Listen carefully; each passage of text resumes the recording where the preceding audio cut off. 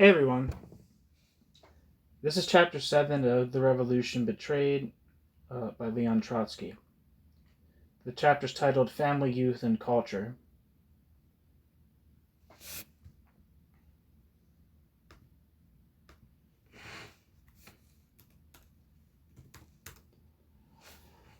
Section 1. Thermidor and the Family. The October Revolution honestly fulfilled the October Revolution's obligation in relation to woman. The young government not only gave her all political and legal rights in equality with man, but, what is more important, did all that it could, and in any case incomparably more than any other government ever did, actually to secure her access to all forms of economic and cultural work. However, the boldest revolution, like the quote, all-powerful end quote, British Parliament, cannot convert a woman into a man, or rather cannot divide equally between them the burden of pregnancy, birth, nursing, and the rearing of children. The revolution made a heroic effort to destroy the so-called, quote, family hearth, that archaic, stuffy, and stagnant institution in which the woman of the toiling classes performs galley labor from childhood to death. The place of the family as a shut-in petty enterprise was to be occupied according to the plans by a finished system of social care and accommodation. Maternity houses, creches, which are, I didn't know this, but are like daycares, kindergartens, schools, social dining rooms, social laundries, first aid stations, hospitals, sanatoria, athletic organizations, moving picture theaters, etc. The complete absorption of the housekeeping function of the family by institutions of the socialist society, uniting all generations in solidarity and mutual aid, was to bring to woman, and therefore to the loving couple, a real liberation from the 1,000-year-old fetters. Up to now, this problem of problems has not been solved. The 40 million Soviet families remain in their overwhelming majority nests of medievalism, female slavery and hysteria, daily humiliation of children, feminine and childish superstition. We must permit ourselves no illusions on this account. For that very reason, the consecutive changes in the approach to the problem of the family in the Soviet Union best of all characterize the actual nature of Soviet society and the evolution of Soviet society's ruling stratum. It proved impossible to take the old family by storm, not because the will was lacking, and not because the family was so firmly rooted in men's hearts. On the contrary, after a short period of distrust of the government and its creches, kindergartens, and like institutions, the working women, and after the working women, the more advanced peasants, appreciated the immeasurable advantages of the collective care of children as well as the socialization of the whole family economy. Unfortunately, society proved too poor and little cultured. The real resources of the state did not correspond to the plans and intentions of the Communist Party. You cannot, quote, abolish the family. You have to replace the family. The actual liberation of women is unrealizable on a basis of, quote, generalized want, end quote.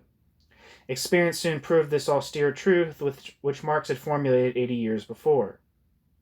During the lean years, the workers, wherever possible, and in part their families, ate in the factory and other social dining rooms, and this fact was officially regarded as a transition to a socialist form of life. There is no need of pausing again upon the peculiarities of the different periods, military communism, the new economic policy, and the first 5-year plan. The fact is that from the moment of the abolition of the food card system in 1935, all better-placed workers began to return to the home dining table. It would be incorrect to regard this retreat as a condemnation of the socialist system, which in general was never tried out. But so much the more withering was the judgment of the workers and their wives upon the, quote, social feeding, end quote, organized by the bureaucracy. The same conclusion must be extended to the social laundries, where they tear and steal linen more than they wash it, back to the family hearth. But home cooking and home wash tub, which are now half shamefacedly celebrated by orators and journalists, mean the return of the workers' wives to the workers' wives' pots and pans, that is, to the old slavery. It is doubtful if the resolution of the Communist International on the, quote, complete and irrevocable triumph of socialism in the Soviet Union, end quote, sounds very convincing to the women of the factory districts.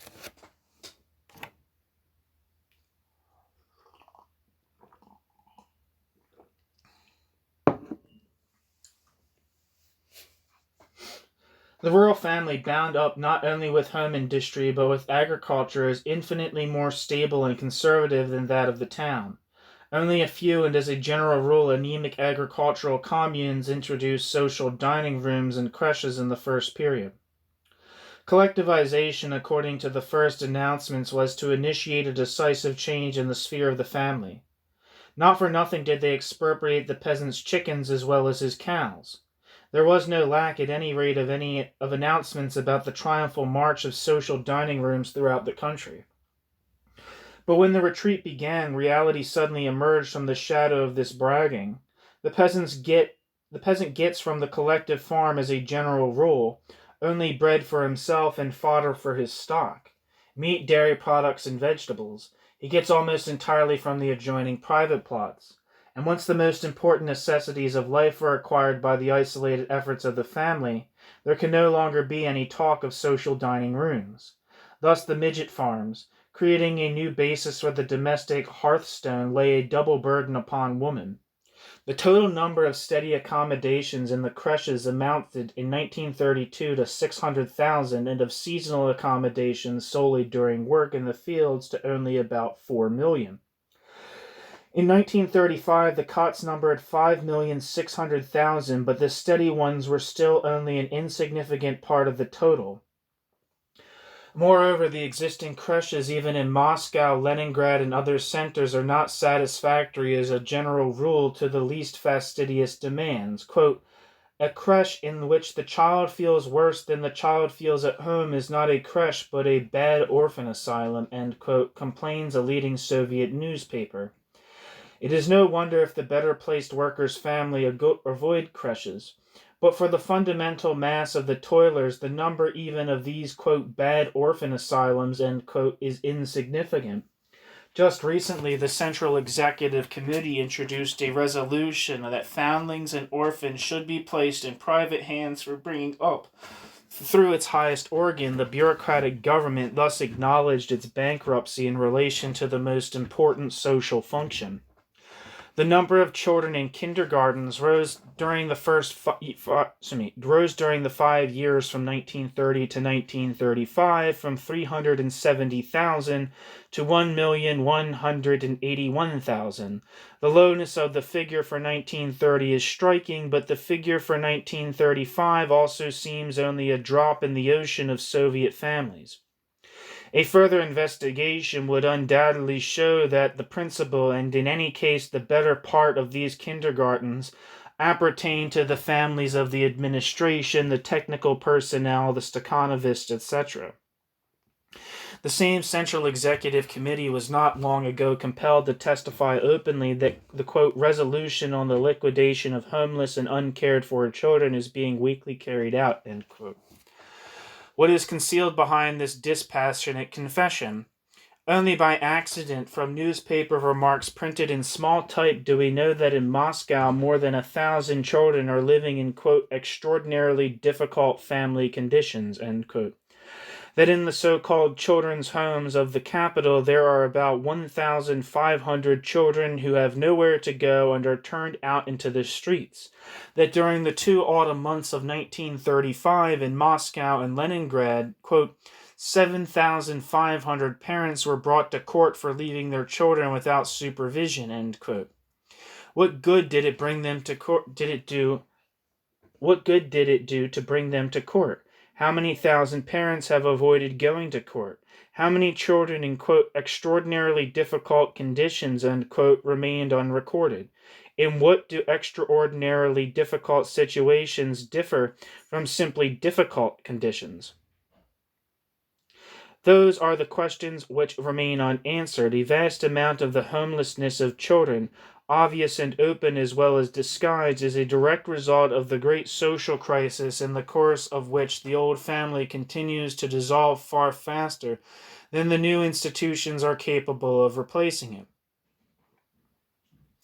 From these same accidental newspaper remarks and from episodes in the criminal records, the reader may find out about the existence in the Soviet Union of prostitution, that is, the extreme degradation of woman in the interest of men who can pay for it. In the autumn of the past year, Izvestia suddenly informed its readers, for example, of the arrest in Moscow of, quote, as many as 1,000 women who were secretly selling themselves on the streets of the proletarian capital, end quote.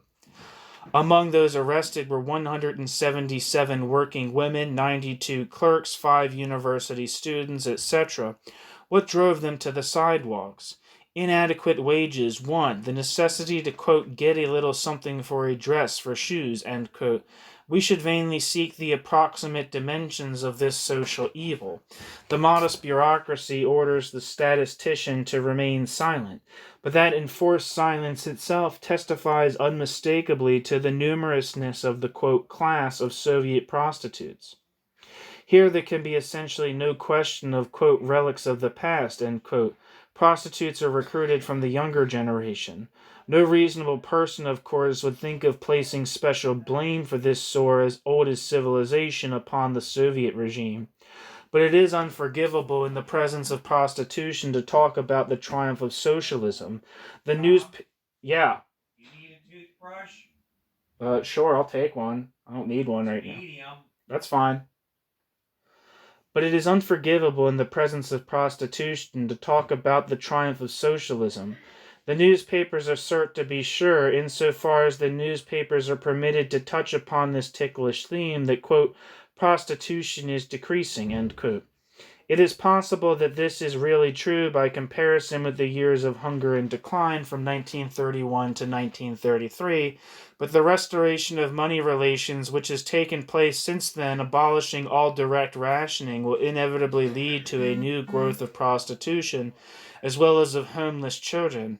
Where there are privileged, there are pariahs. The mass homelessness of children is undoubtedly the most unmistakable and most tragic symptom of the difficult situation of the mother.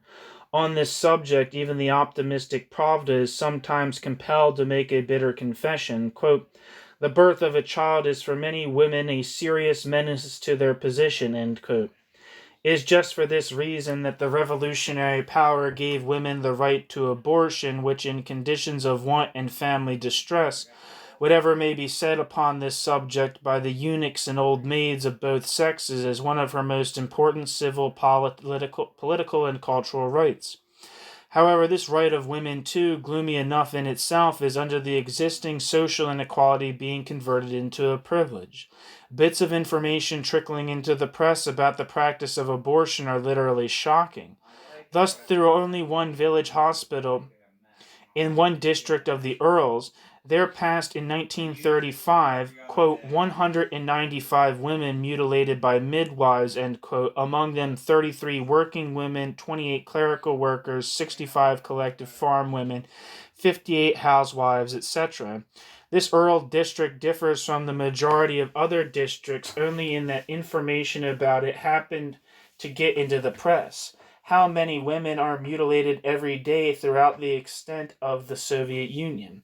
Having revealed its inability to serve women who were compelled to resort to abortion with the necessary medical aid and sanitation, the state makes a sharp change of course and takes the road of prohibition, and just as in other situations, the bureaucracy makes a virtue of necessity. One of the members of the highest Soviet court, Zoltz, a specialist on matrimonial questions, bases the forthcoming prohibition of abortion on the fact that in a socialist country where there are no unemployed, etc., a woman has no right to decline, quote, the joys of motherhood, end quote. The philosophy of a priest endowed also with the powers of a gendarme. We just heard from the central organ of the ruling party that the birth of a child is for many women, and it would be truer to say for the overwhelming majority, quote, a menace to their position, end quote. We just heard from the highest Soviet institution that, quote, the liquidation of homeless and uncared for children is being weekly carried out, end quote, which undoubtedly means a new increase of homelessness. But here the highest Soviet judge informs us that in a country where, quote, life is happy, end quote, abortion should be punished with imprisonment, just exactly as in capitalist countries where life is grievous. It is clear in advance that in the Soviet Union as in the West, those who will fall into the claws of the jailer will be chiefly working women, servants, peasant wives who find it hard to conceal their troubles. As far as concerns, quote, our women, end quote, who furnish the demand for fine perfumes and other pleasant things, they will, as formerly, do what they find necessary under the very nose of an indulgent judiciary. Quote, we have need of people, end quote, concludes Zaltz, closing his eyes to the homeless. Quote, then have the kindness to bear them yourselves, end quote, might be the answer to the high judge of millions of toiling women, if the bureaucracy had not sealed their lips with the seal of silence. These gentlemen have, it seems, completely forgotten that socialism was to remove the cause which impels women to abortion, and not force her into the, quote, joys of motherhood, end quote, with the help of a foul police interference in what is to every woman the most intimate sphere of life. The draft of the law forbidding abortion was submitted to so-called universal popular discussion, and even through the fine sieve of the Soviet press, many bitter complaints and stifled protests broke out. The discussion was cut off as suddenly as it had been announced, and on June 27th, the Central Executive Committee converted the shameful draft into a thrice shameful law. Even some of the official apologists of the bureaucracy were embarrassed. Louis Fischer declared this piece of legislation something in the nature of a deplorable misunderstanding. In reality, the new law against women, with an exception in favor of ladies, is the natural and logical fruit of a Thermidorian reaction. The triumphal rehabilitation of the family taking place simultaneously, what a providential coincidence, with the rehabilitation of the ruble, is caused by the material and cultural bankruptcy of the state. Instead of openly saying, quote, we have proven still too poor and ignorant of the creation of socialist relations among men, our children and grandchildren will realize this aim, end quote. The leaders are forcing people to glue together again the shell of the broken family, and not only that, but to consider it under threat of extreme penalties, the sacred nucleus of triumphant socialism. It is hard to measure with the eye the scope of this retreat. Everybody and everything is dragged into the new course, lawgiver and literateur, court and militia, newspaper and schoolroom. When a naive and honest communist youth makes bold to write in his paper, quote, you would do better to occupy yourselves with solving the problem how women can get out of the clutches of the family, end quote, he receives in an answer a couple of good smacks and is silent. The ABCs of communism are declared a, quote, leftist excess, end quote. The stupid and stale prejudices of uncultured Philistines are resurrected in the name of a new morale. And what is happening in daily life in all the nooks and corners of this measureless country? The press reflects only in a faint degree the depth of the Thermidorian reaction in the sphere of the family. Since the noble passion of evangelism grows with the growth of sin, the seventh commandment is acquiring great popularity in the ruling stratum. The Soviet moralists have only to change the phraseology slightly. A campaign is opened against too frequent and easy divorces. The creative thought of the lawgivers had already invented such a, quote, socialistic, end quote, measure as the taking of money payments upon registration of divorces and increasing it when divorces were repeated. Not for nothing were remarked above that the resurrection of the family goes hand in hand with the increase of the educative role of the ruble. A tax indubitably makes registration difficult for those whom it is difficult to pay. For the upper circles, the payment, we may hope, will not offer any difficulty. Moreover, people possessing nice apartments, automobiles, and other good things arrange their personal affairs without unnecessary publicity, and consequently without registration. It is only on the bottom of society that prostitution has a heavy and humiliating character. On the heights of the Soviet society, where power is combined with comfort, prostitution takes the elegant form of small mutual services and even assumes the aspect of the socialist family. We have already heard from Sosnovsky about the importance of the, quote, automobile harem factor, end quote, in the degeneration of the ruling stratum. The lyric and academical and other, quote, friends of the Soviet Union, end quote, have eyes in order to see nothing. The marriage and family laws established by the October Revolution, once the object of its legitimate pride, are being made over and mutilated by vast borrowings from the law treasuries of the bourgeois countries. And as though on purpose to stamp treachery with ridicule, the same arguments which were earlier advanced in favor of unconditional freedom of divorce and abortion, quote, the liberation of women, end quote, defense of the rights of personality, end quote, protection of motherhood, end quote, are repeated now in favor of their limitation and complete prohibition. The retreat not only assumes forms of disgusting hypocrisy, but also is going infinitely farther than the iron economic necessity demands.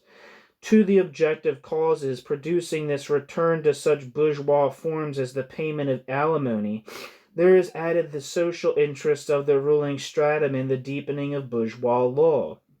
The most compelling motive of the present cult of the family is undoubtedly the need of the bureaucracy for a stable hierarchy of relations and for the disciplining of youth by means of 40 million points of support for authority and power.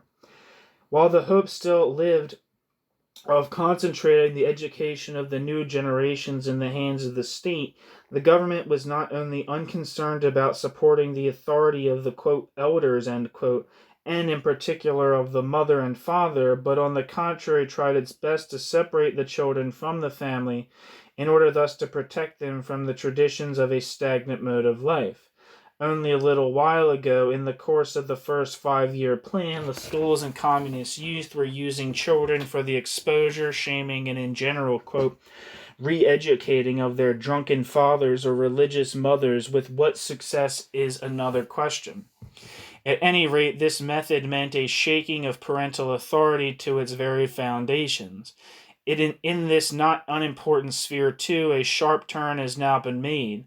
Along with the 7th and 5th commandment is also fully restored to its right, as yet to be sure without any reference to God. But the French schools also get along with this supplement, and that does not prevent them from successfully inculcating conservatism and routine.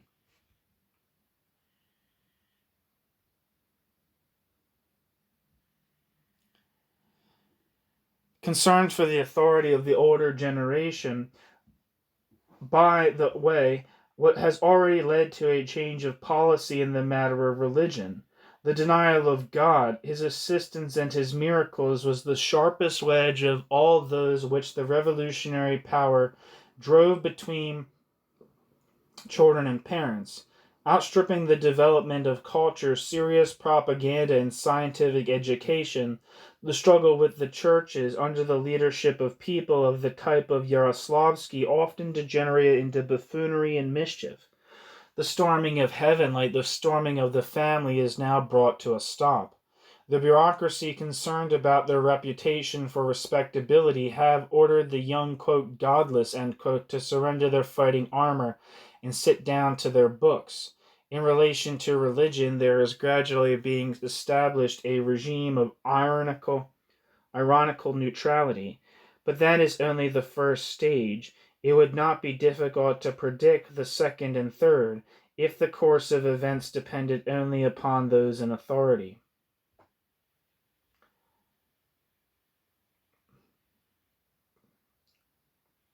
Okay, so I forgot to press record when I first read this section, so there either might be repetition or there might be a gap, but I tried my best not to make that the case. The next paragraph that should be read starts with, "The hypocrisy of prevailing opinion develops everywhere and always as the square." That's how it should start.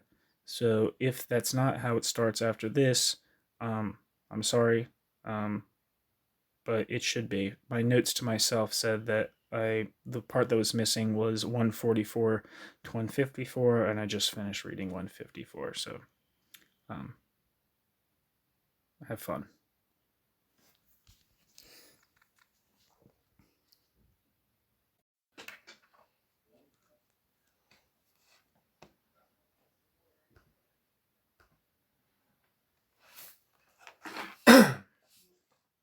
The hypocrisy of prevailing opinion develops everywhere and always as the square or cube of the social contradictions. Such approximately is the historic law of ideology translated into the language of mathematics. Socialism, if it is worthy of the name, means human relations without greed, friendship without envy and intrigue, love without base calculation. The official doctrine declares these ideals norms already realized, and with more insistence, the louder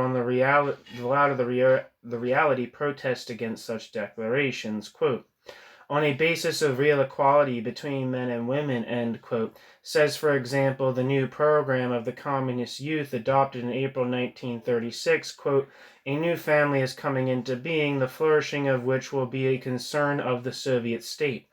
An official commentary supplements the program, quote, our youth in the choice of a life friend, wife or husband know only one motive, one impulse, love. The bourgeois marriage of pecuniary convenience does not exist for our growing generation, end quote. Pravda, April 4th, 1936. So far as concerns the rank-and-file working man and woman, this is more or less true, but, quote, marriage for money, end quote, is comparatively little known also to the workers of capitalist countries. Things are quite different in the middle and upper strata.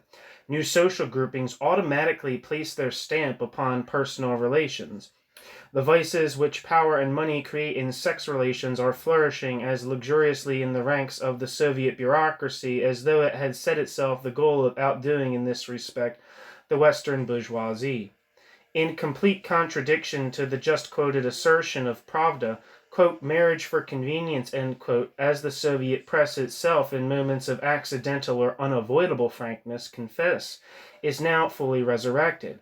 Qualifications, wages, employment, number of chevrons on the military uniform are acquiring more and more significance, for with them are bound up questions of shoes and fur coats and apartments and bathrooms and, the ultimate dream, automobiles. The mere struggle for a room unites and divorces no small number of couples every year in Moscow. The question of relatives has acquired exceptional significance. It is useful to have a father-in-law, it is useful to have as a father-in-law a military commander or an influential communist. As a mother-in-law, the sister of a high dignitary. Can we wonder at this? Could it be otherwise? One of the very dramatic chapters in the great book of the Soviets will be the tale of the disintegration and breaking up of those Soviet families where the husband, as a party member, trade unionist, military commander, or administrator, grew and developed and acquired new tastes in life, and the wife, crushed by the family, remained on the old level. The road of the two generations of the Soviet bureaucracy is sown thick with the tragedies of wives rejected and left behind. The same phenomenon is now to be observed in the new generation. The greatest of all crudities and cruelties are to be met, perhaps, in the very heights of the bureaucracy, where a very large percentage are parvenus of little culture, who consider that everything is permitted to them. Archives and memoirs will someday expose downright crimes in relation to wives and to women in general on the part of those evangelists of family morals and the compulsory, quote, joys of motherhood, end quote, who are, owing to their position, immune from prosecution. No, the Soviet woman is not yet free. Complete equality before the law has so far given infinitely more to the women of the upper strata, the women of the upper strata, representatives of bureaucratic, technical, pedagogical, and in general intellectual work, than to the working women, and yet more the peasant woman. So long as society is incapable of taking upon itself the material concern for the family, the mother can successfully fulfill a social function only on condition that she has in her service a white slave, nurse, servant, cook, etc. Out of the 40 million families which constitute the population of the Soviet Union, 5%, or maybe 10, build their, quote, hearthstone directly or indirectly upon the labor of domestic slaves. An accurate census of Soviet servants would have as much significance for the socialistic appraisal of the position of women in the Soviet Union as the whole Soviet law code, no matter how progressive it might be. But for this very reason, the Soviet statistics hide servants under the name of, quote, working woman, or, quote, and others. Exclamation point. The situation of the mother of the family, who is an esteemed communist, has a cook, a telephone for giving orders to the stores, an automobile for errands, etc., has little in common with the situation of the working woman, who is compelled to run to the shops, prepare dinner herself, and carry her children on foot from the kindergarten, if, indeed, a kindergarten is available. No socialist labels can conceal this social contrast, which is no less striking than the contrast between the bourgeois lady and the proletarian woman in any country of the West. The genuinely socialist family, from which society will remove the daily vexation of unbearable and humiliating cares, will have no need of any regimentation, and the very idea of laws about abortion and divorce will sound no better within its walls than the recollection of houses of prostitution or human sacrifices. The October legislation took a bold step in the direction of such a family. Economic and cultural backwardness has produced a cruel reaction. The Thermidorian legislation is beating a retreat to the bourgeois models, covering its retreat with false speeches about the sacredness of the, quote, new, end quote, family. On this question, too, socialist bankruptcy covers itself with hypocritical respectability. There are sincere observers who are, especially upon the question of children, shaken by the contrast here between high principles and ugly reality. The mere fact of the furious criminal measures that have been adopted against homeless children is enough to suggest that the socialist legislation in defense of women and children is nothing but crass hypocrisy. There are observers of an opposite kind who are deceived by the broadness and magnanimity of those ideas that have been dressed up in the form of laws and administrative institutions. When they see destitute mothers, prostitutes, and homeless children, these optimists tell themselves that a further growth of material wealth will gradually fill the socialist laws with flesh and blood. It is not easy to decide which of these two modes of approach is more mistaken or more harmful. Only people stricken with historical blindness can fail to see the broadness and boldness of the social plan, the significance of the first stages of the social plan's development, and the immense possibilities opened by the social plan. But on the other hand, it is impossible not to be indignant at the passive and essentially indifferent optimism of those who shut their eyes to the growth of social contradictions, and comfort themselves with gazing into a future, the key to which they respectfully propose to leave in the hands of the bureaucracy. As though the equality of rights of women and men were not already converted into an equality of deprivation of rights by that same bureaucracy. And as though in some book of wisdom it were firmly promised that the Soviet bureaucracy will not introduce a new oppression in place of liberty. How can man enslave woman? How the exploiter subjected them both? How the toilers have attempted at the price of blood to free themselves from slavery and have only exchanged one chain for another? History tells us much about all this. In essence, it tells us nothing else. But how, in reality, to free the child, the woman, and the human being? For that we have as yet no reliable models. All past historical experience, wholly negative, demands of the toilers at least, and first of all, an implacable distrust of all privileged and uncontrolled guardians.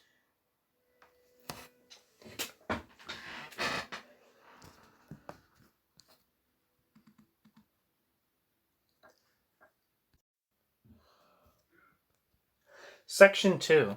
The Struggle Against the Youth. Every revolutionary party finds its chief support in the younger generation of the rising class.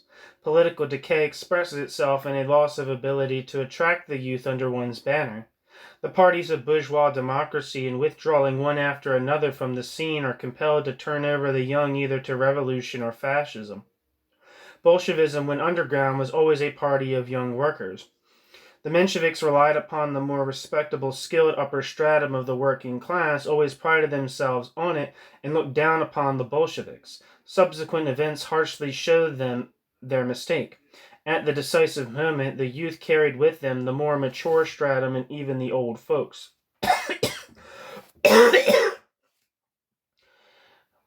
The revolution gave a mighty historical impulse to the new Soviet generation.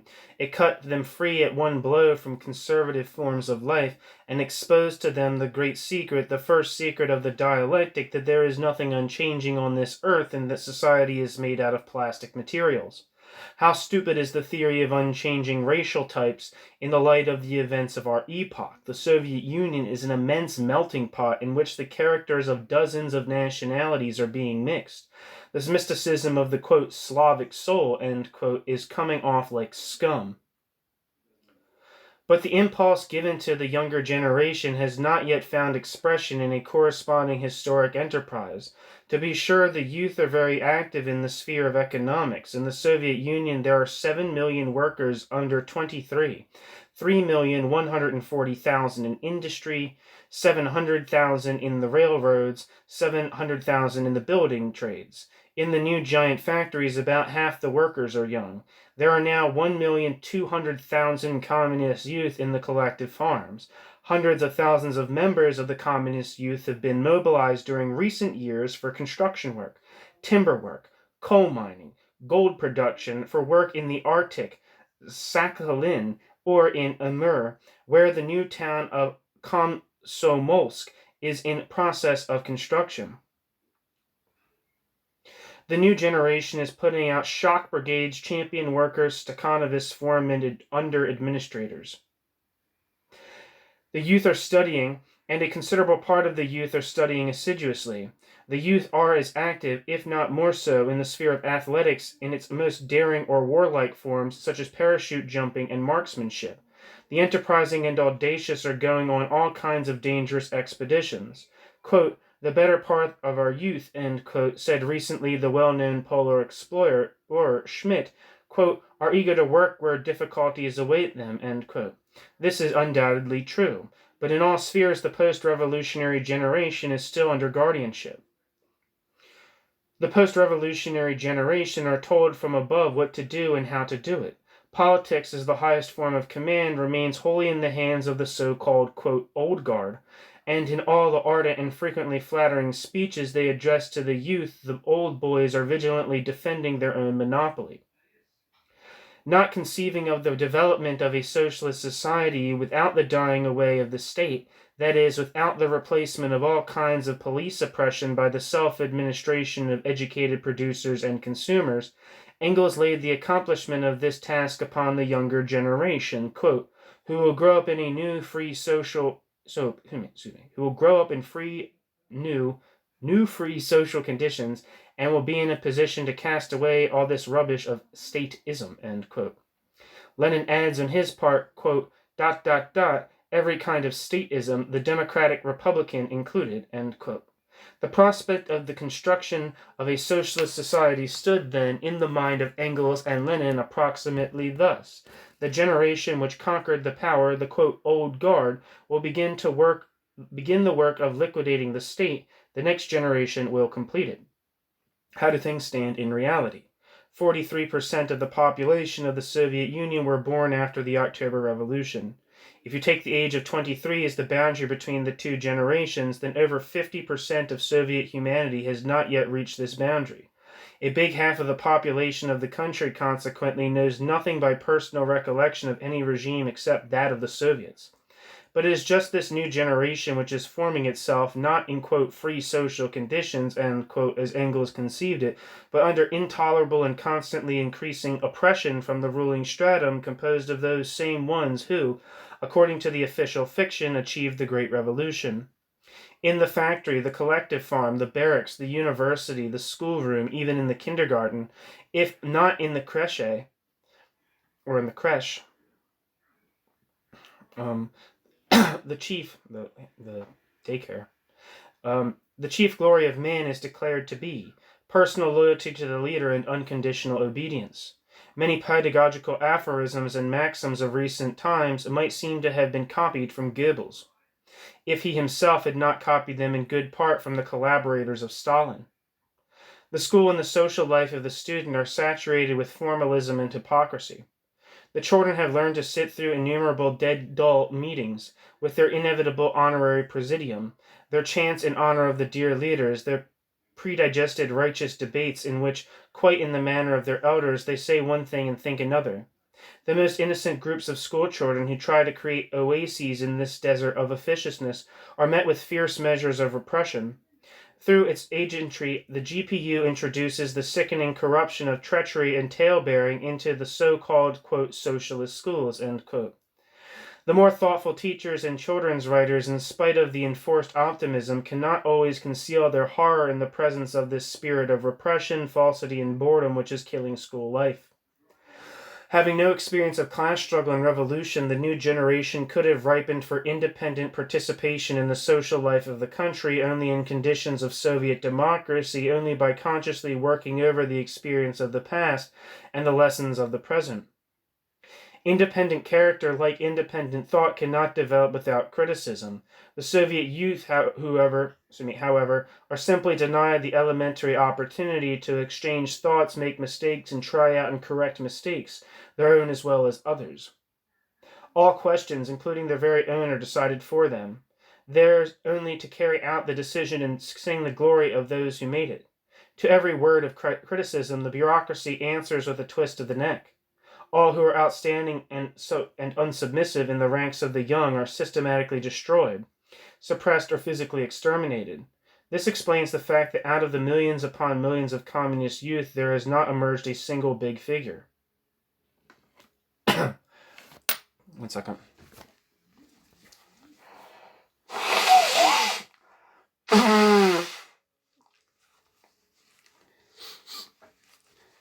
Yeah, I think I heard something somewhere that this is like this is like a thing that's going to continue in the Soviet Union and like beyond after the collapse.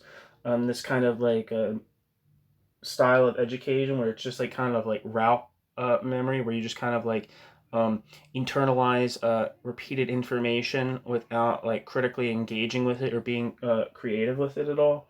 And I don't know I'm not an expert, but I can't even remember where I heard it. But I heard somewhere it's like that's one of like what like certain Russian people will say about the their education is that they weren't learned to like they didn't learn to like think critically. They were like taught to know things but not to like think things, if that makes sense. I'm sorry for all the gross noises. I'm sick. In throwing themselves into engineering, science, literature, sport, or chess playing, the youth are, so to speak, winning their spurs for future great action. In all these spheres, they compete with the badly prepared older generation and often equal and beat them. But at every contact with politics, they burn their fingers. They have thus but three possibilities open to them: participate in the bureaucracy and make a career, submit silently to oppression, retire into economic work, science, or their own petty personal affairs, or finally go under and learn to struggle and temper their character for the future. The road of the bureaucratic career is accessible only to a small minority. At the other pole, a small minority enter the ranks of the opposition. The middle group, the overwhelming mass, is in turn very heterogeneous, but in it, under the iron press, extremely significant, although hidden processes are at work which will, to a great extent, determine the future of the Soviet Union. The ascetic tendencies of the epoch of the Civil War gave way in the period of the NEP to a more Epicurean, not to say avid, mood. The first 5-year plan again became a time of involuntary asceticism, but now only for the masses and the youth. The ruling stratum had firmly dug themselves in positions of personal prosperity. The second 5-year plan is undoubtedly accompanied by a sharp reaction against asceticism. A concern for personal advancement has seized upon broad circles of the population, especially the young. The fact is, however, that in the new Soviet generation, well-being and prosperity are accessible only to that thin layer who manage to rise above the mass and one way or another accommodate themselves to the ruling stratum. The bureaucracy on its side is consciously developing and sorting out machine politicians and careerists. Said the chief speaker of a Congress of the Communist Youth in April 1936, quote, "Greed for profits, Philistine pettiness, and base egotism are not the attributes of Soviet youth, end quote. These words sound sharply discordant with the reigning slogans of a, quote, prosperous and handsome life, end quote, with the methods of piecework, premiums, and decorations. Socialism is not ascetic. On the contrary, socialism is deeply hostile to the asceticism of Christianity. It is deeply hostile in its adherence to this world, and this only, to all religion. But socialism has its gradations of earthly values. Human personality begins for socialism not with the concern for a prosperous life, but on the contrary with the cessation of this concern. However, no generation can jump over its own head. The whole Stakhanov movement is for the present built upon, quote, base egotism. The very measures of success, the problem of trousers and neckties earned, testifies to nothing but, quote, Philistine pettiness, end quote. Suppose that this historic stage is unavoidable. All right, it is still necessary to see it as it is. The restoration of market relations opens an indubitable opportunity for a considerable rise of personal property. The broad trend of the Soviet youth towards the engineering profession is explained not so much by the allurements of socialist construction as by the fact that engineers earn incomparably more than physicians or teachers. When such tendencies arise in circumstances of intellectual oppression and ideological reaction, and with a conscious unleashing from above of careerist instincts, then the propagation of what is called, quote, socialist culture, end quote, often turns out to be the education in the spirit of the most extreme antisocial egotism. Still, it will be a crude slander against the youth to portray the youth as controlled exclusively or even predominantly by personal interests. No, in the general mass they are magnanimous, responsive, enterprising. Careerism colors them only from above. In their depths are various unformulated tendencies grounded in heroism and still only awaiting application. It is upon these moods in particular that the newest kind of Soviet patriotism is nourishing itself. It is undoubtedly very deep, sincere, and dynamic, but in this patriotism too there is a rift which separates the young from the old. That healthy young lungs find it intolerable to breathe in the atmosphere of hypocrisy inseparable from a thermidor, from a reaction, that is, which is still compelled to dress in the garments of revolution. The crying discord between the socialist posters and the reality of life undermines faith in the official canons. A considerable stratum of the youth takes pride in its contempt for politics, in rudeness and debauch. In many cases, and probably a majority, this indifferentism and cynicism is but the initial form of discontent and of a hidden desire to stand upon one's own feet. The expulsion from the communist youth in the party, the arrest and exile of hundreds of thousands of young, quote, white guards and, quote, opportunists on the one hand and, quote, Bolshevik Leninists on the other, proves that the wellspring of conscious political opposition, both right and left, are not exhausted. On the contrary, during the last couple of years they have been bubbling with renewed strength. Finally, the more impatient, hot-blooded, unbalanced, injured in their interests and feelings, are turning their thoughts in the direction of terrorist revenge, such as approximately is the spectrum of the political moods of the Soviet youth. The history of individual terror in the Soviet Union clearly marks the stages in the general evolution of the country. At the dawn of the Soviet power, in the atmosphere of the still unfinished Civil War, terrorist deeds were perpetrated by white guards or social revolutionaries. When the former ruling class lost hope of a restoration, terrorism also disappeared. The Kulak terror, echoes of which have been observed up to very recent times, had always a local character and supplemented the guerrilla warfare against the Soviet regime. As for the latest outburst of terrorism, it does not rest either upon the old ruling class or upon the Kulak. The terrorists of the latest draft are recruited exclusively from among the young, from the ranks of the communist youth in the party, not infrequently from the offspring of the ruling stratum. Although completely impotent to solve the problems which it sets itself, this individual terror has nevertheless an extremely important symptomatic significance. It characterizes the sharp contradiction between the bureaucracy and the broad masses of the people, especially the young.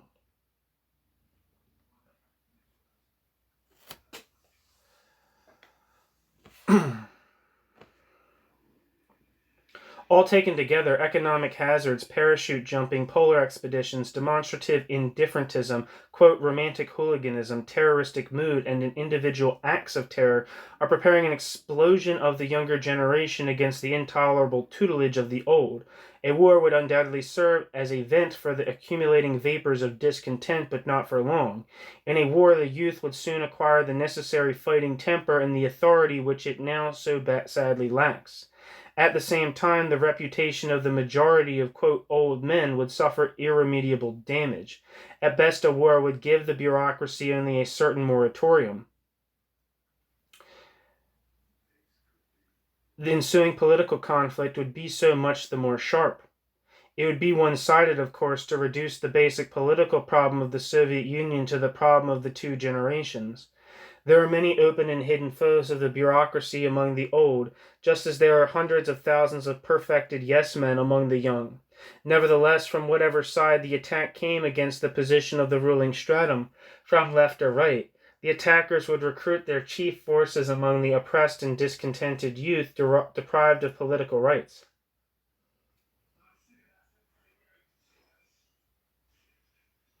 The bureaucracy admirably understands this. It is in general exquisitely sensitive to everything which threatens its dominant position.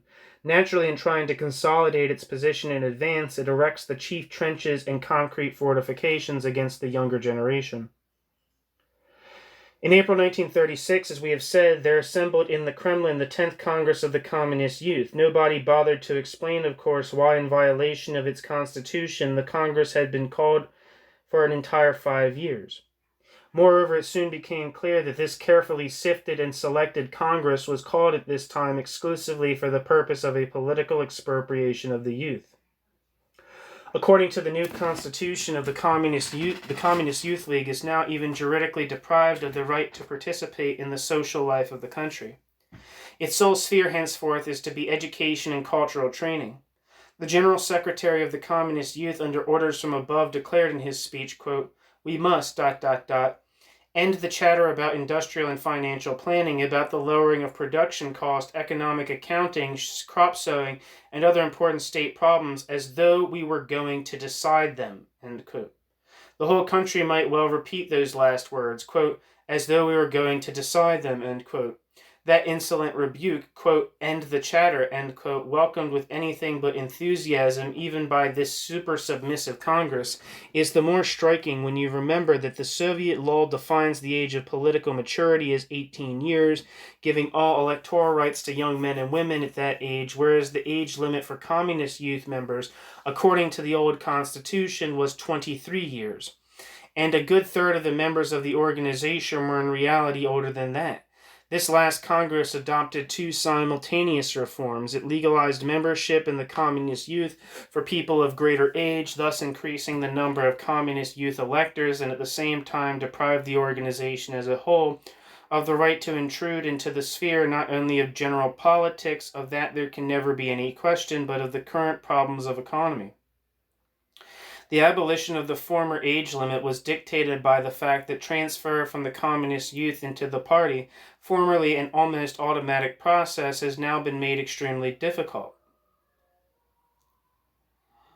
This annulment of the last remnant of political rights, and even of the appearance of political rights, was caused by a desire fully and finally to enslave the Communist Youth to the well-purged party.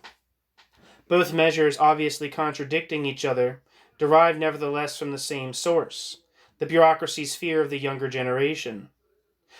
The speakers at the Congress, who according to their own statements were carrying out the express instructions of Stalin, they gave these warnings in order to forestall and advance the very possibility of a debate, explaining the aim of the reform with astonishing frankness, quote, "We have no need of any second party," end quote. This argument reveals the fact that in the opinion of the ruling circles, the Communist Youth League, if the Communist Youth League is not decisively strangled, threatens to become a second party. As though on purpose to define these possible tendencies, another speaker warningly declared, quote, "In his time, no other than Trotsky himself attempted to make a demagogic play for the youth, to inspire the youth with that anti-Leninist, anti-Bolshevik idea of creating a second party, etc., end quote." The speaker's historic allusions contain an anachronism. In reality, Trotsky, quote, in his time, end quote, only gave warning that a further bureaucratization of the regime would inevitably lead to a break with the youth and produce the danger of a second party. But never mind, the course of events in confirming that warning has converted it ipso facto into a program. The degenerating party has kept its attractive power only for careerists. Honest and thinking young men and girls cannot but be nauseated by the Byzantine slavishness, the false rhetoric, concealing privilege and caprice, the braggadocio of mediocre bureaucrats singing praises to each other, at all these marshals who, because they can't catch the stars in heaven, have to stick them on their own bodies in various places. Footnote. The phrase, quote, he does not catch the stars in heaven, end quote, is a proverbial way of saying that a man is mediocre. End footnote. Thus, it is no longer a question of the, quote, danger, as it was 12 or 13 years ago, of a second party, but of its historic necessity as the sole power capable of further advancing the cause of the October Revolution. The change in the constitution of the Communist Youth League, although reinforced with fresh police threats, will not, of course, halt the political maturing of the youth, and will not prevent their hostile clash with the bureaucracy. Which way will the youth turn in case of a great political disturbance? Under what banner will the youth assemble their ranks? Nobody can give a sure answer to that question now, least of all the youth themselves. Contradictory tendencies are furrowing their minds. In the last analysis, the alignment of the principal mass will be determined by historic events of world significance, by a war, by new successes of fascism, or, on the contrary, by the victory of the proletarian revolution in the West. In any case, the bureaucracy will find out that these youth deprived of rights represent a historic charge with mighty explosive power.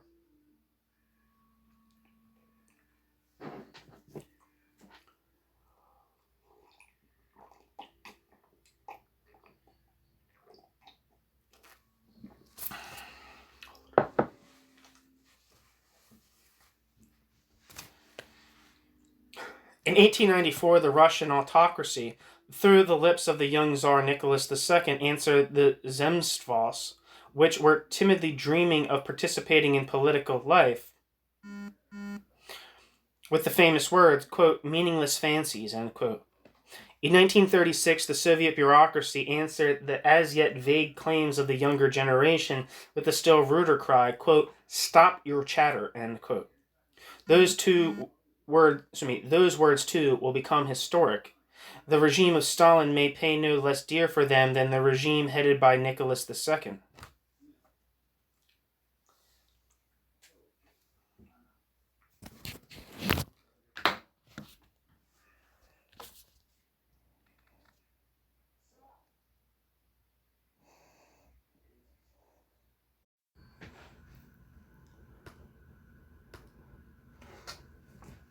Section 3, Nationality and Culture.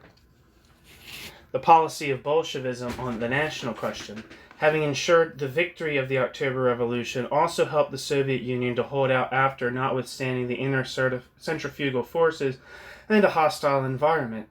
The bureaucratic degeneration of the state has rested like a millstone upon the national policy. It was upon the national question that Lenin intended to give his first battle to the bureaucracy, and especially to Stalin at the 12th Congress of the party in the spring of 1923. But before the Congress met, Lenin had gone from the ranks. The documents which he then prepared remain even now suppressed by the censor.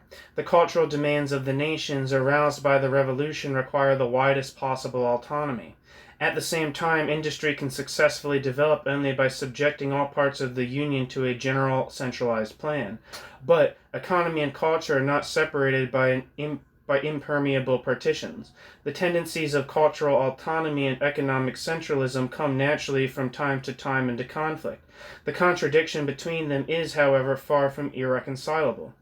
Although there can be no once-and-for-all prepared formula to resolve the problem, still there is the resilient will of the interested masses themselves.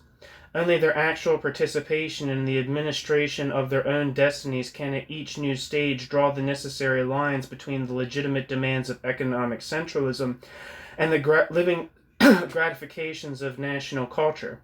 The trouble is, however, that the will of the population of the Soviet Union in all its national divisions is now wholly replaced by the will of a bureaucracy which approaches both economy and culture from the point of view of convenience of administration and the specific interest of the ruling stratum. It is true that in the sphere of national policy, as in the sphere of economy, the Soviet bureaucracy still continues to carry out a certain part of the progressive work, although with immoderate overhead expenses. This is especially true of the backward nationalities of the Union, which must of necessity pass through a more or less prolonged period of borrowing, imitation, and assimilation of what exists. The bureaucracy is laying down a bridge for them to the elementary benefits of bourgeois and in part even pre-bourgeois culture. In relation to many spheres and peoples, the Soviet power is to a considerable extent carrying out the historic work fulfilled by Peter I and his colleagues in relation to the old Muscovy, only on a larger scale and at a swifter tempo. In the schools of the Union, lessons are taught at present in no less than 80 languages. For a majority of them, it was necessary to compose new alphabets or to replace the extremely aristocratic Asiatic alphabets with the more democratic Latin. Newspapers are published in the same number of languages, papers which for the first time acquaint the peasants and nomad shepherds with the elementary ideas of human culture. Within the far-flung boundaries of the Tsar's empire, a native industry is arising. The old semi-clan culture is being destroyed by the tractor. Together with literacy, scientific agriculture and medicine are coming into existence. It would be difficult to overestimate the significance of this work of raising up new human strata. Marx was right when he said that revolution is the locomotive of history. But the most powerful locomotive cannot perform miracles. It cannot change the laws of space and can only accelerate movement. The very necessity of acquainting tens of millions of grown-up people with the alphabet and the newspaper or with the simple laws of hygiene shows what a long road must be traveled before you can really pose the question of a new socialist culture. The press informs us, for example, that in western Siberia, the Oirats, who formerly did not know what a bath means, have now, quote, in many villages baths to which they sometimes travel 30 kilometers to wash themselves, end quote.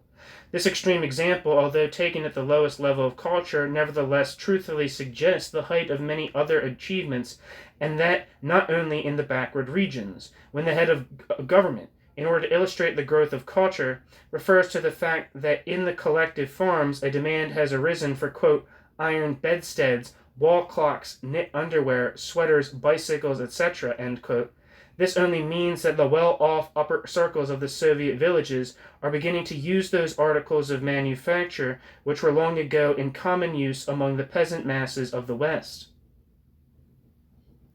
From day to day in speeches and in the press, lessons are pronounced on the theme of, quote, cultured socialist trade, end quote. In the essence, it is a question of giving a clean, attractive look to the government stores, supplying the government stores with the necessary technical implements and a sufficient assortment of goods, not letting the apples rot, throwing in darning cotton with stockings, and teaching the selling clerks to be polite and attentive to the customer, in other words, acquiring the commonplace methods of capitalist trade. We are still far from solving this extremely important problem, in which, however, there is not a drop of socialism.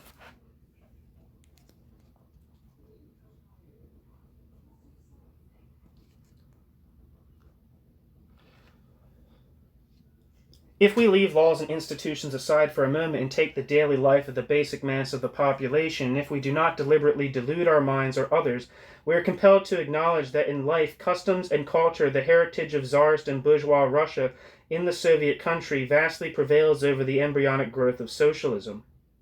Most convincing on this subject is the population itself, which at the least rise of the standard of living, throws itself avidly upon the ready models of the West.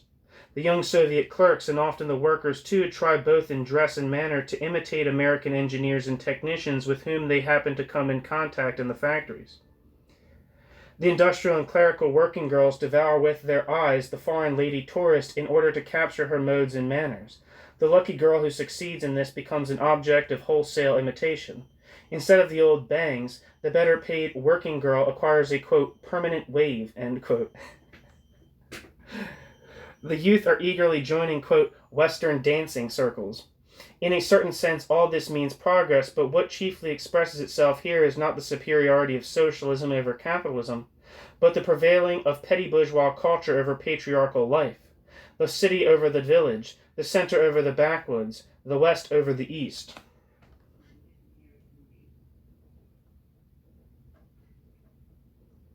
The privileged Soviet stratum does its borrowing, meanwhile, in the higher capitalistic spheres.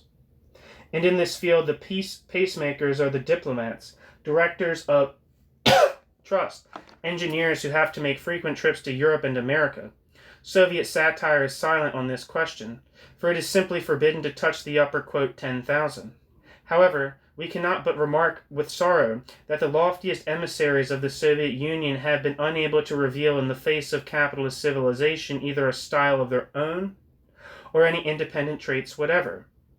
They have not found sufficient inner stability to enable them to scorn external shine and observe the necessary aloofness. Their chief ambition ordinarily is to differ as little as possible from the most finished snobs of the bourgeoisie. In a word, they feel and conduct themselves in a majority of cases not as the representatives of a new world, but as ordinary parvenus.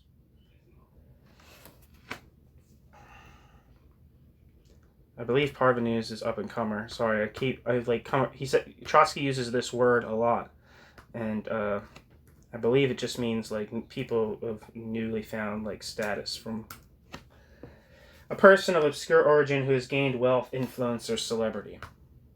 That's what the internet tells me. To say that the Soviet Union is now performing that cultural work which the advanced countries long ago performed on the basis of capitalism would be, however, only half the truth. The new social forms are by no means irrelevant.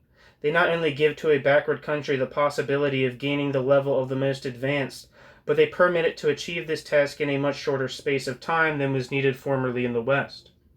The explanation of this acceleration of tempo is simple. The bourgeois pioneers had to invent their technique and learn to apply their technique in the spheres of both economy and culture. The Soviet Union takes it ready-made in its latest forms, and thanks to the socialized means of production, applies the borrowing not partially and by degrees, but at once and on a gigantic scale. Military authorities have more than once celebrated the role of the army as a carrier of culture, especially in relation to the peasantry. Without deceiving ourselves as to the specific kind of, quote, culture which bourgeois militarism inculcates, we cannot deny that many progressive customs have been instilled in the popular masses through the army. Not for nothing have former soldiers and under-officers in revolutionary and especially peasant movements usually stood at the head of insurrectionists.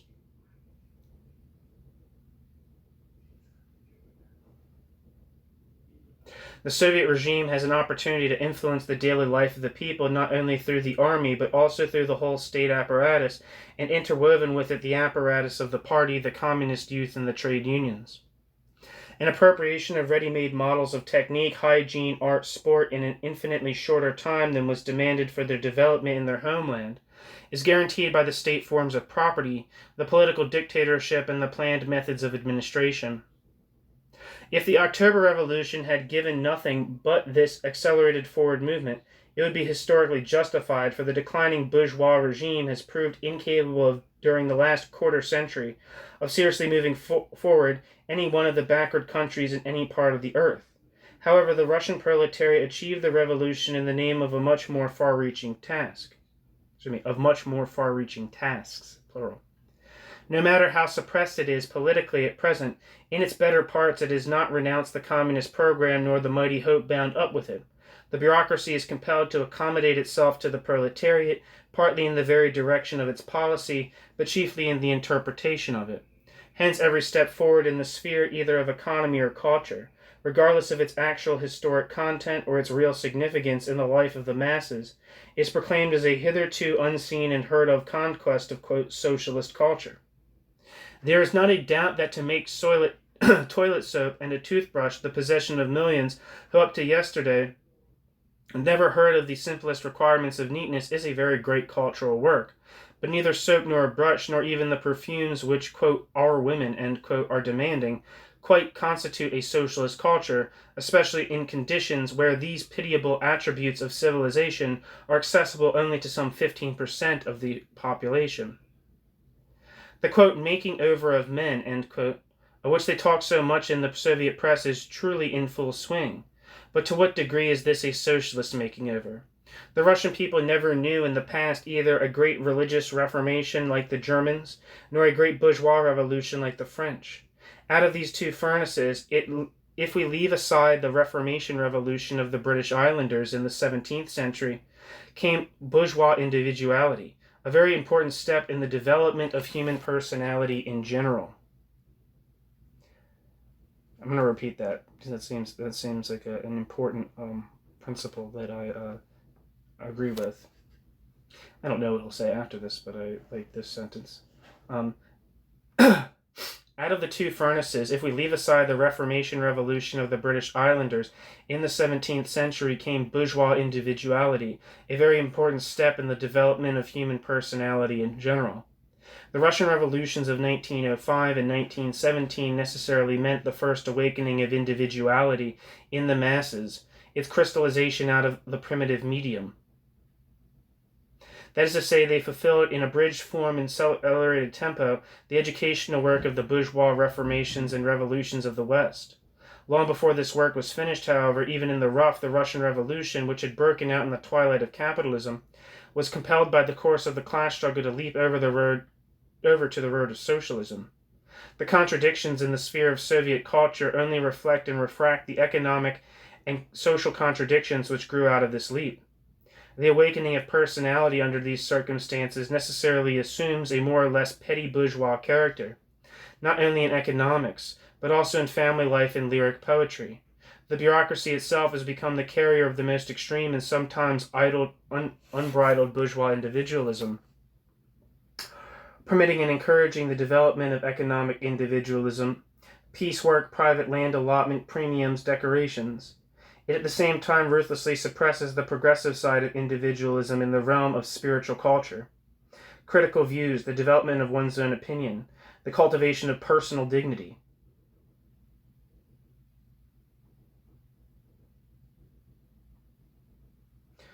The more considerable the level of development of a given national group, or the higher the sphere of its cultural creation, or again, the more closely it grapples with the problems of society and personality, the more heavy and intolerable becomes the pressure of the bureaucracy. There can be in reality no talk of uniqueness of national culture when one and the same conductor's baton, or rather one and the same police club, undertakes to regulate all the intellectual activities of all the peoples of the Soviet Union. The Ukrainian, White Russian, Georgian, or Turk, or I don't know if it's a Tiurk, Tiurk. I want to look that up real quick. What the hell that is. It's just Turkish. Just a way of spelling it. The Ukrainian, White Russian, Georgian, or Turk newspapers and books are only translations of the bureaucratic imperative into the language of the corresponding nationality.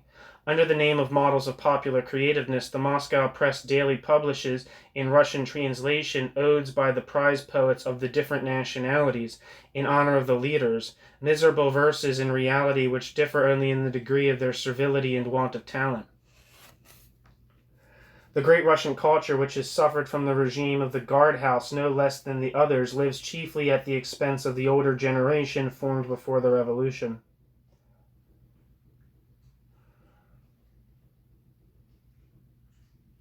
The youth are suppressed as though with an iron plank. It is a question, therefore, not of the oppression of one nationality over another in the proper sense of the word, but of oppression by the centralized police apparatus over the cultural development of all the nations, starting with the Great Russian. We cannot, however, ignore the fact that 90% of the publications of the Soviet Union are printed in the Russian language. If this percentage is to be sure in flagrant contradiction with the relative number of the great Russian population, still it perhaps the better corresponds to the general influence of Russian culture, both in its independent weight and its role as mediator between the backward peoples of the country and the West. But with all that, does not the excessively high percentage of great Russians in the publishing houses, and not only there, of course, mean an actual autocratic privilege of the great Russians at the expense of other nationalities of the Union? It is quite possible.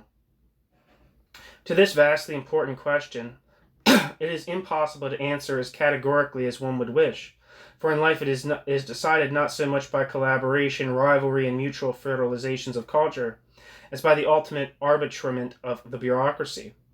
And since the Kremlin is the residence of the authorities, and the outlying territories are compelled to keep step with the center, bureaucratism inevitably takes the color of an autocratic Russification, leaving to the other nationalities the sole indubitable cultural right of celebrating the arbiter in their own language. There's 3 stars here, so it's a new section, but it doesn't have like a title, if that makes sense. Sorry, noses must be blown. Where the hell is my snot rag?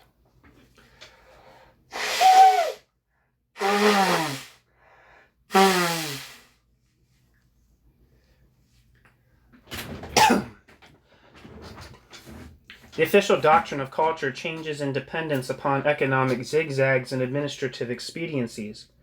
With all its changes, it retains one trait, that of being absolutely categorical. Simultaneously with the theory of, quote, socialism in one country, the previously frowned on theory of, quote, proletarian culture received official recognition. The opponents of this theory pointed out that the regime of proletarian dictatorship has a strictly transitional character.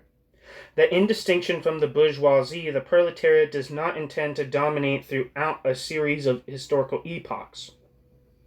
That the task of the present generation of the new ruling class reduces itself primarily to an assimilation of all that is valuable in bourgeois culture. That the longer the proletariat remains a proletariat, that is, bears the traces of its former oppression, the less is it capable of rising above the historic heritage of the past. And that the possibilities of new creation will really open themselves only to the extent that the proletariat dissolves itself in a socialist society. All this means, in other words, that the bourgeois culture should be replaced by a socialist, not a proletarian culture.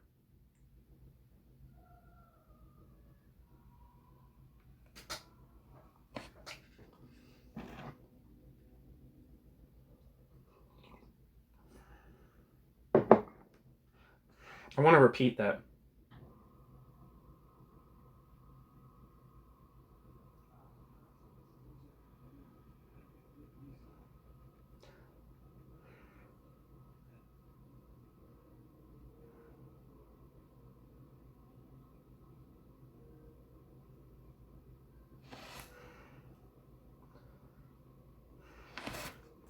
Sorry, I gotta take notes of that.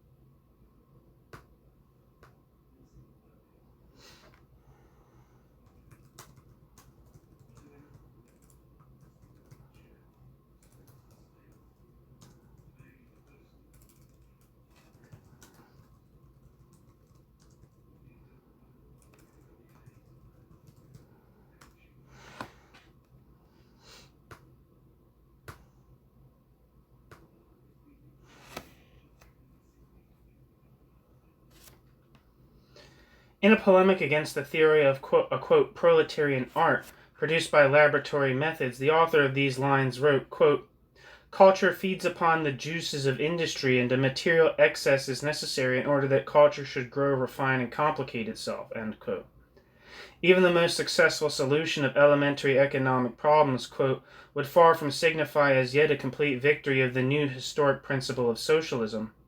on a forward movement of scientific thought on an all-national basis and the development of a new art would mean that the historic kernel had produced a blossom as well as a stalk.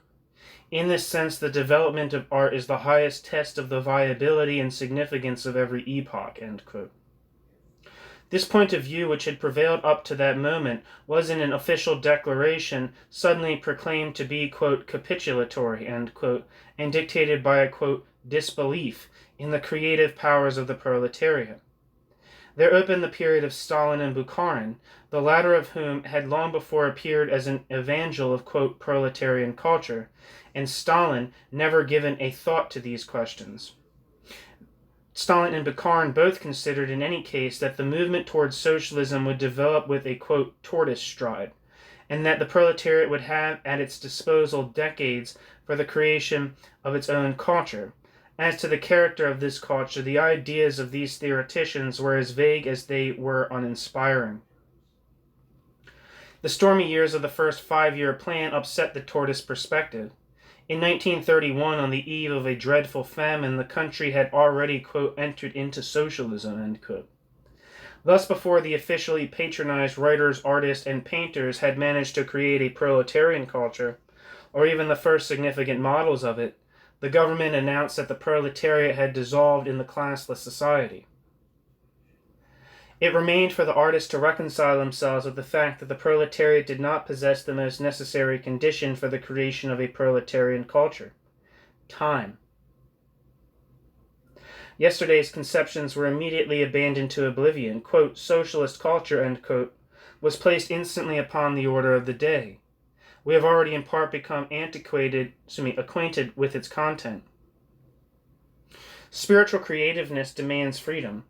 The very purpose of communism is to subject nature to technique and technique to plan, and compel the raw material to give unstintingly everything to man that man needs. Far more than that, its highest goal is to free finally and once for all the creative forces of mankind from all pressure, limitation, and humiliating dependence. Personal relations, science, and art will not know any externally imposed, quote, "plan," nor even any shadow of compulsion. To what degree spiritual creativeness shall be individual or collective will depend entirely upon its creators. A transitional regime is a different thing. The dictatorship reflects the past barbarism and not the future culture. It necessarily lays down severe limitations upon all forms of activity, including spiritual creation. The program of the revolution from the very beginning regards these limitations as a temporary evil, and assumed the obligation, in proportion as the new regime was consolidated, to remove one after the other all restrictions upon freedom.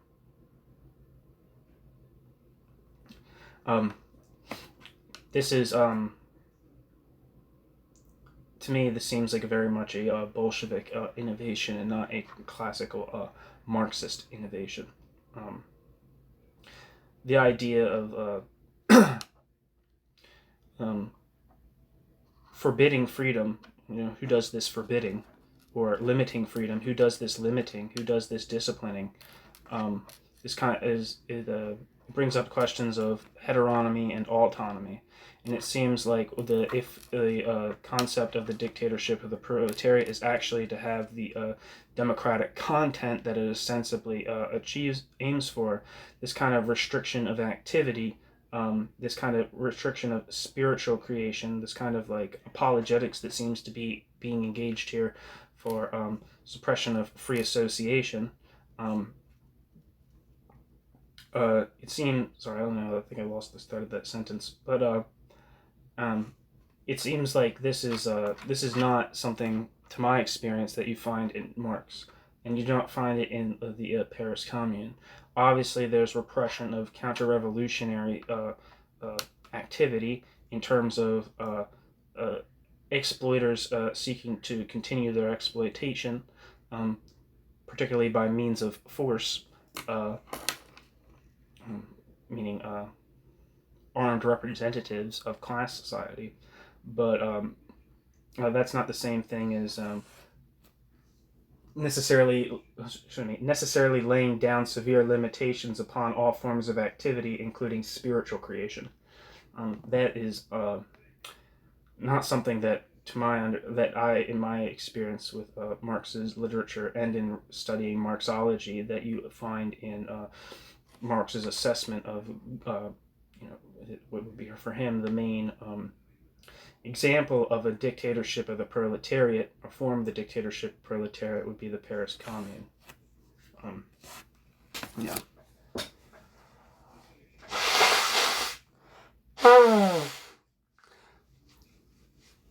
That's kind of like the appeal of like all authoritarianism, right? Expediency. That's the argument that's always kind of made for, is like expediency. Things need to get done. Tasks need to be accomplished, and we can't sit around and have all this kind of fluffy cultural festivus outpouring of creative energy. We need to curtail democracy, curtail what we call civil liberties, in order to achieve the practical goals, whether they be of security, usually with some kind of orientation towards security. Everyone, I think most people should be very, very skeptical about any appeals to authoritarianism based on the notion of the idea that it's going to be merely a temporary evil in order to achieve a higher good. I think everyone should be extremely, extremely cautious of that kind of like logic when it comes to authoritarianism, because unlike what Trotsky may think, and this is my opinion, so you don't have to think it yourself, these curtailments of freedom were not relaxed, and they only got worse. They continually got worse.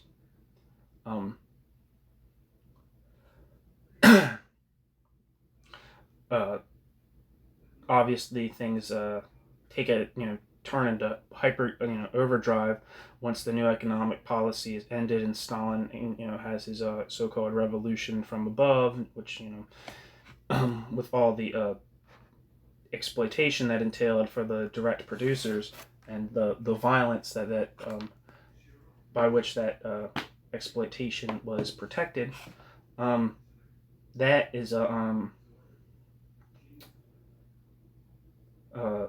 the idea that for example, the banning of party factions in 1921 at the 10th Party Congress, or the repression of Kronstadt, were just like temporary measures that did not have any kind of like lasting significance on the body of of Bolshevik culture. I think is a very, very, dubious, that notion. Anyway, sorry, I feel like I didn't say a complete sentence in all of that, but anyway.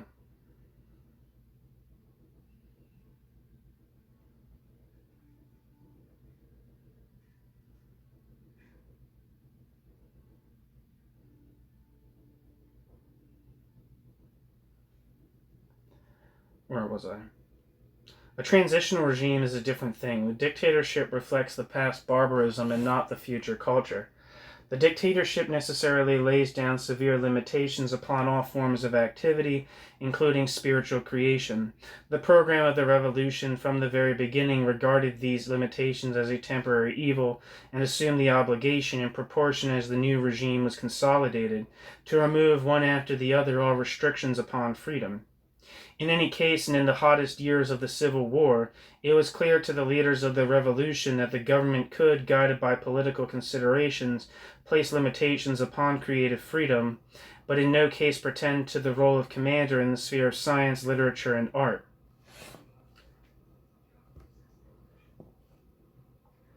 Although he had rather, quote, conservative personal taste in art, Lenin remained politically extremely cautious in artistic questions, eagerly confessing his incompetence. The patronizing of all kinds of modernism by Lunacharsky, the People's Commissar of Art and Education, was often embarrassing to Lenin. But he confined confined himself to ironical remarks in private conversations and remained remote from the idea of converting his literary tastes into law. In 1924, on the threshold of the new period, the author of this book thus formulated the relation of the state to the various artistic groups and tendencies, quote, while holding over them all the categorical criterion for the revolution or against the revolution, to give them complete freedom in the sphere of artistic self-determination, end quote.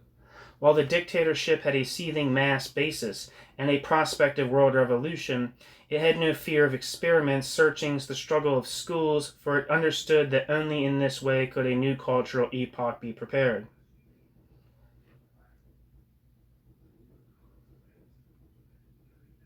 The popular masses were still quivering in every fiber and were thinking aloud for the first time in 1,000 years. All the best youthful force of art were touched to the quick. During those first years, rich in hope and daring, there were created not only the most complete models of socialist legislation, but also the best productions of revolutionary literature. To the same time belongs, it is worth remarking, the creation of those excellent Soviet films which, in spite of poverty of technical means, caught the imagination of the whole world with the freshness and vigor of their approach to reality. That's not just a Trotsky's view. I think, to my understanding, that's generally the view of the world of film scholarship and film criticism and film theory. That the early films of Sergei Eisenstein and God, I can't remember the fucking other guy's name. Is it Kirov? Can't remember the fucking guy's name, but the guy who made like Man with a Movie Camera and a bunch of other people that were from that early area of Soviet filmmaking are all like extremely acclaimed. If you read the book, look at the book, like 1001 films you should watch before you die. Generally speaking, well, not generally speaking, I don't know why I said that, but like the first couple years of film history, the amount of the most important films that come out of the Soviet Union is very large. Up there with, like, obviously Western films like, Birth of a Nation, what was the other one? It was Lenin's favorite movie. What the hell was Lenin's favorite movie called? I think Lenin's favorite film, even though he's obviously died early in the history of motion pictures, I believe he was a really big fan of the film D.W. Griffith's Intolerance. D.W. Griffiths was the guy who made Birth of a Nation. And I think Intolerance was kind of like I don't know, I can't exactly, I'm speaking out my ass, but I think it was kind of like definitely a totally different tone to that of Birth of the Nation. Or Birth of a Nation. Is it Birth of a Nation or Birth of the Nation? I can't remember. But up there with like all those kind of like classic films, Cabinet of Dr. Caligari, Nosferatu, what's it, The Great Train Robbery, the early Charlie Chaplin films. There's a lot of Soviet films in there. I think the number of Soviet films that are famous tend to dwindle once you move into the Stalinist era. But even that, actually, that's not true. There's actually some really big films. One of the best films that I've seen from the Soviet Union that was in the Stalinist era was this film called Earth, which is kind of like a romantic false telling of the process of collectivization in, I believe, a Ukrainian village. It's a fictional film, but it's kind of like, it has propagandic qualities. But it's really like one of the first films that I've seen in film history that really like emphasize like texture and feel. Like there's a lot of like, I don't know, if you watch like an Andrei Tarkovsky film, there's kind of like a lot of emphasis on like, I don't know, there's like a long like spans of like camera close-ups of like water and earth and shit like that, real like elemental, like tactile, like I don't know, textural qualities to what's being on the screen that are like slow paced and, drawn out. I think that Earth really has a lot of those qualities. Yeah.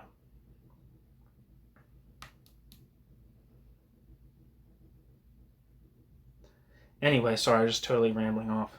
But that's just to say that this kind of praise that Trotsky's giving to early Soviet film is not something that's strictly located to him, or is strictly just a a pat on the back to the Soviet Union. It's a generally held belief amongst film people who know film. I pretend to know film, but I don't.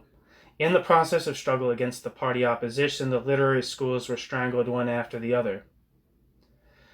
It was not only a question of literature either. The process of extermination took place in all ideological spheres, and it took place more decisively since it was more than half unconscious.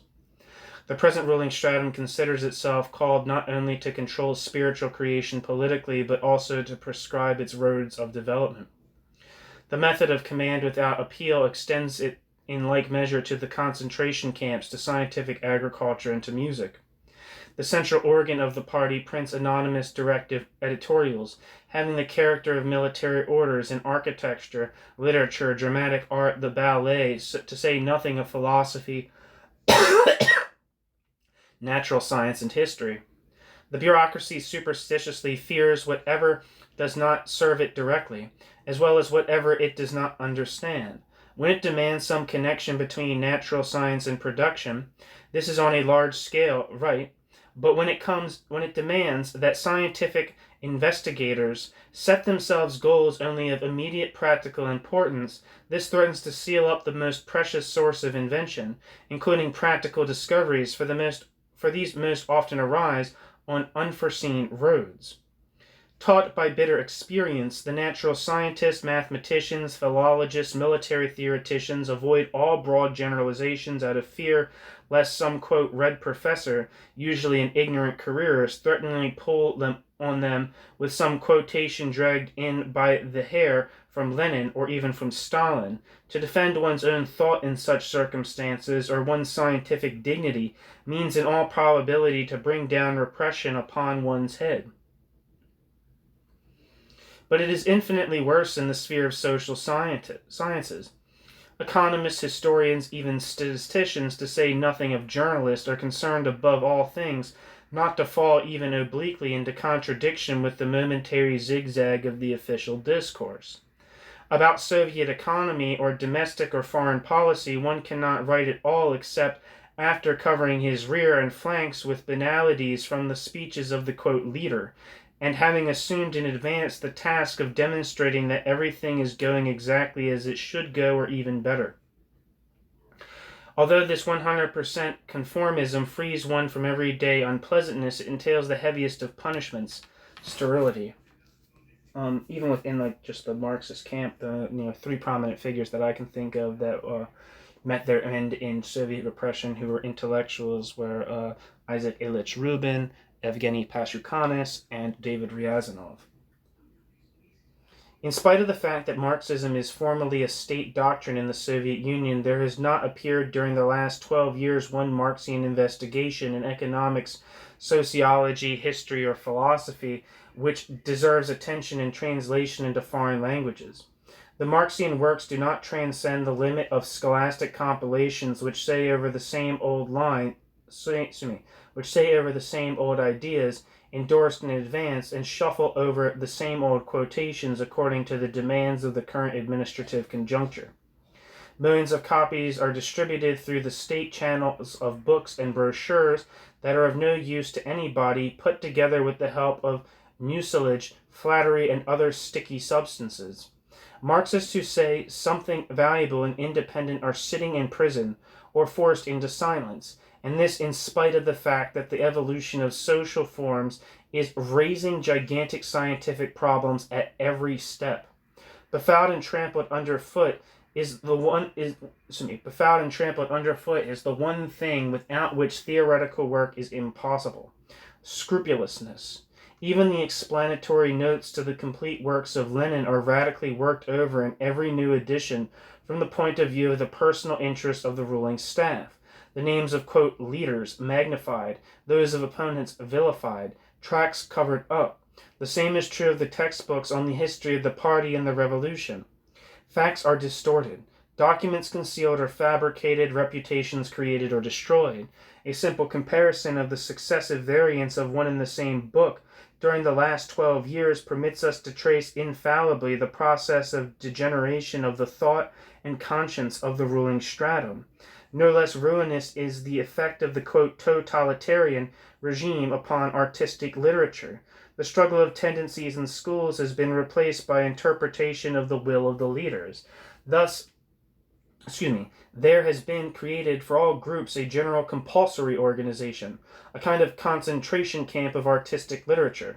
Mediocre but, quote, right-thinking storytellers such as Sarah Fimovich or Gladkov are inaugurated as classics. Gifted writers who cannot do sufficient violence to themselves are pursued by a pack of instructors armed with shamelessness and dozens of quotations. The most eminent artists either commit suicide or find their material in the remote past or become silent. Honest and talented books appear as though accidentally bursting out from somewhere under the counter and have the character of artistic contraband. The life of Soviet art is a kind of martyrology. After the editorial orders in Pravda against, quote, formalism, there began an epidemic of humiliating recantations by writers, artists, stage directors, and even opera singers. One after another they renounced their own past sins, refraining, however, in case of further emergencies, from any clear-cut definition of the nature of this, quote, formalism. In the long run, the authorities were compelled by a new order to put an end to a too copious flow of recantations.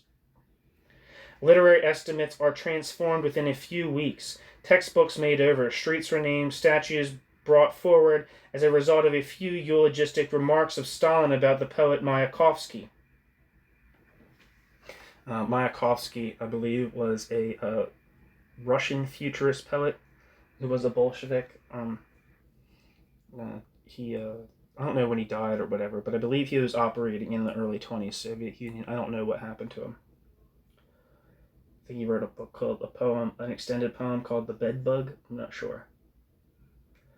I might be totally making that up or confusing with someone else, so forgive me if I am. The impressions made by the new opera upon high-up auditors are immediately converted into a musical directive for composers. The secretary of the Communist Youth said at a conference of writers, quote, "The suggestions of Comrade Stalin are a law for everybody," end quote. And the whole audience applauded, although some doubtless burned with shame. As though to complete the mockery of literature, Stalin, who does not know how to compose a Russian phrase correctly, is declared a classic in the matter of style. There is something deeply tragic in this Byzantinism and police rule, notwithstanding the involuntary comedy of certain of its manifestations. One second.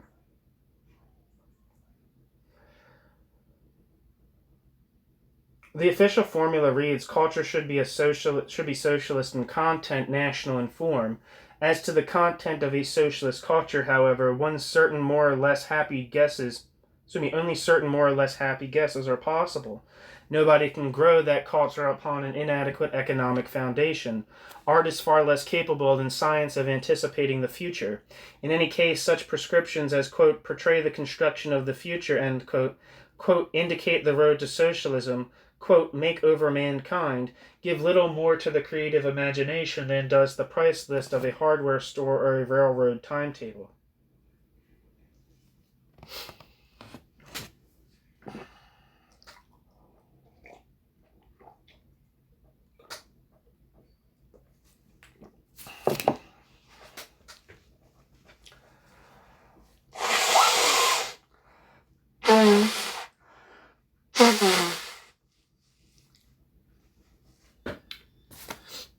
The national form of an art is identical with its universal accessibility.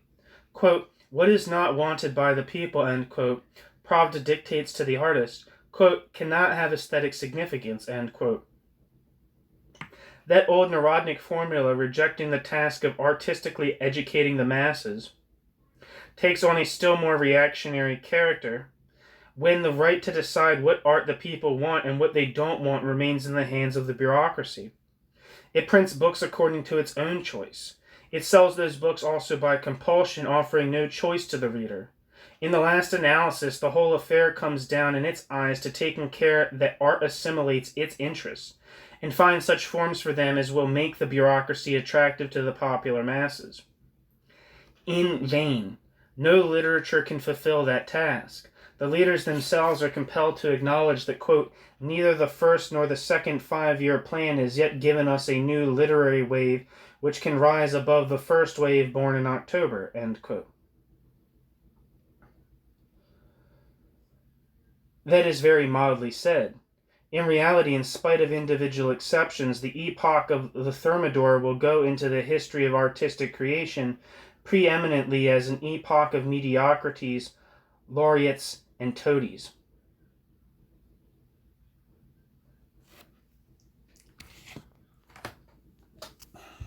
That's the end of Chapter 7 of The Revolution Betrayed by Leon Trotsky.